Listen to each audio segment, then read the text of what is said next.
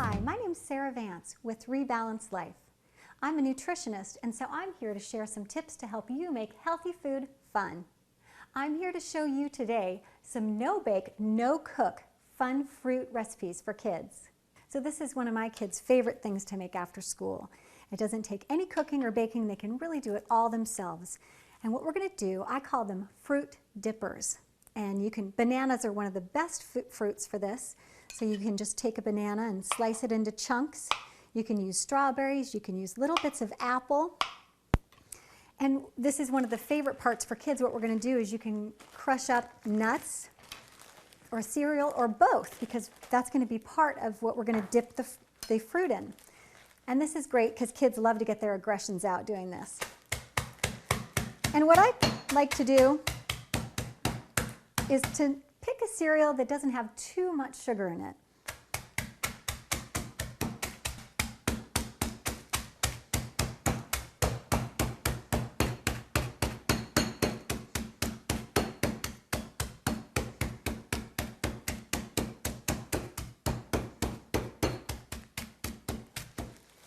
So if you have little ones, you might want to help them with this just so they don't bang their finger. And if you don't have one of these mallets, you can use anything, the back of a plastic cup, whatever. But you want to try and get it to a nice fine crumb.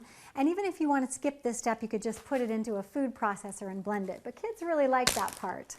So what we're going to do is we're going to take our crumbs and we're just going to put it in a bowl. And you can have a bowl for your cereal, you can have a bowl for your nuts.